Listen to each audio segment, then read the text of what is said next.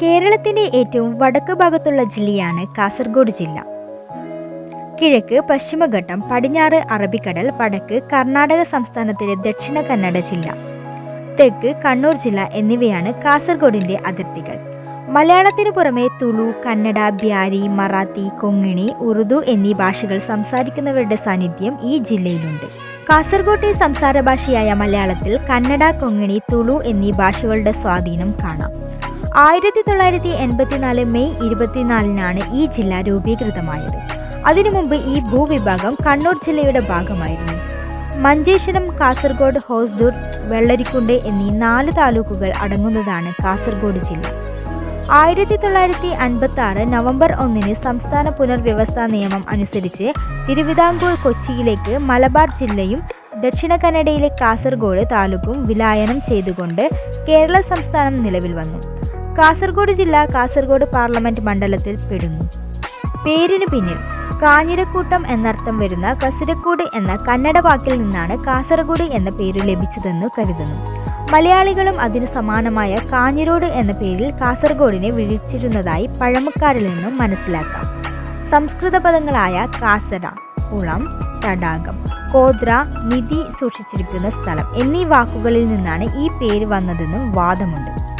ചരിത്രം: 9-ാം നൂറ്റാണ്ടിനും 14-ാം നൂറ്റാണ്ടിനും ഇടയിൽ ഇവിടെ സന്ദർശിച്ച അറബികൾ ഹാർത്ത് വില്ലായ എന്നാണ് ഈ പ്രദേശത്തെ വിളിച്ചിരുന്നത്. 1514 കുമ്പള സന്ദർശിച്ച പോർച്ചുഗീസ് വ്യാപാരിയും കപ്പൽ സഞ്ചാര സാഹിത്യകാരനുമായിരുന്ന ബർബോസ ഇവിടെ നിന്നും മാലദ്വീപിലേക്ക് ഇവിടെ നിന്നും അരി കയറ്റി അയച്ചതായി രേഖപ്പെടുത്തിയിട്ടുണ്ട്. 1800 മലബാർ സന്ദർശിച്ച ഫ്രാൻസിസ് ബുക്കാനർ അത്തിപ്പറമ്പ്, കൗവായി, നീലേശ്വരം, ബേക്കൽ, ചന്ദ്രഗിരി, മഞ്ചേശ്വരം എന്നീ സ്ഥലങ്ങളെക്കുറിച്ച് തൻ്റെ സഞ്ചാരക്കുറിപ്പുകളിൽ രേഖപ്പെടുത്തിയിട്ടുണ്ട്. വിജയനഗര സാമ്രാജ്യം കാസർഗോഡ് ആക്രമിച്ചപ്പോൾ ഇവിടെ നീലേശ്വരം ആസ്ഥാനമാക്കിയുള്ള കോലത്തിരി രാജവംശത്തിന്റെ ഭരണമായിരുന്നു. ബഹുഭാഷാ പ്രദേശമാണ് കാസർഗോഡ്. കേരളത്തിന്റെ അതിർത്തി പ്രദേശത്ത് കിടക്കുന്ന കാസർഗോഡ് 7-ൽ കൂടുതൽ വ്യത്യസ്ത ഭാഷകൾ സംസാരിക്കുന്നു.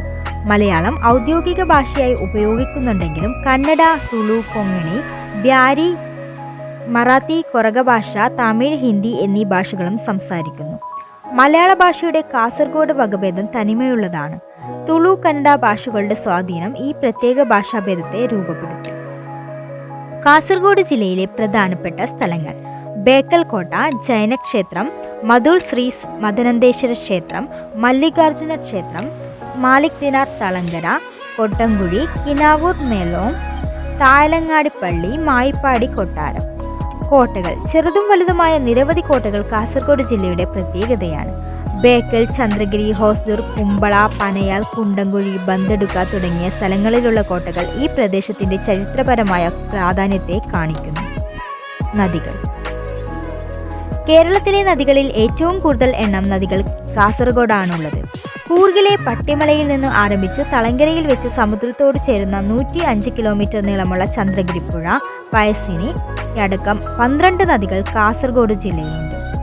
ചന്ദ്രഗുപ്ത സാമ്രാജ്യത്തിന്റെ അധിപതിയായിരുന്ന ചന്ദ്രഗുപ്ത മൗര്യൻ കൊട്ടാരം വിട്ട് ജൈന സന്യാസിയായി തന്റെ അവസാന നാളുകൾ ചെലവഴിച്ചിരുന്നത് ഈ പ്രദേശത്തായിരുന്നു എന്ന് വിശ്വസിക്കപ്പെടുന്നു. അതിൽ നിന്നുമാണ് ചന്ദ്രഗിരി പുഴയ്ക്ക് ആ പേരു കിട്ടിയതെന്ന് വിശ്വസിക്കുന്നു. 64 കിലോമീറ്റർ നീളമുള്ള കാര്യങ്കോട് പുഴയാണ് നീളത്തിന്റെ കാര്യത്തിൽ 2-ാം സ്ഥാനത്ത് നിൽക്കുന്നത്. കാര്യങ്കോട് പുഴയെ തേജസ്വിനി പുഴ എന്നും വിളിക്കുന്നു. കാക്കടവ് എന്ന സ്ഥലത്ത് സ്ഥാപിച്ചിട്ടുള്ള ഡാം ഈ പുഴയ്ക്ക് കുറുകെയാണ്.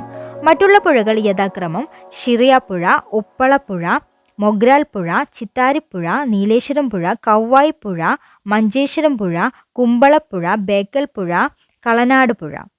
പ്രധാനപ്പെട്ട വിനോദസഞ്ചാര കേന്ദ്രങ്ങൾ: ബേക്കൽ കോട്ട, നിത്യാനന്ദാശ്രമം, ചന്ദ്രഗിരി കോട്ട, ആനന്ദാശ്രമം, റാണിപുരം, കോട്ടഞ്ചേരി മലനിരകൾ, ആനക്കല്ല് വെള്ളച്ചാട്ടം, എടക്കാനം വെള്ളച്ചാട്ടം, വലിയ പറമ്പ, പൊസഡിഗുംബെ, മാലിക് ദിനാർ പള്ളി, തളങ്കര, മധൂർ ക്ഷേത്രം, ചെമ്പരിക്ക ബീച്ച്, പള്ളിക്കര ബീച്ച്, തേൻവാരിക്കല്ല് വെള്ളച്ചാട്ടം, അനന്തപുര തടാക ക്ഷേത്രം, അഴീത്തല ബീച്ച്, ഒടക്കൊല്ലി ഗുഹ.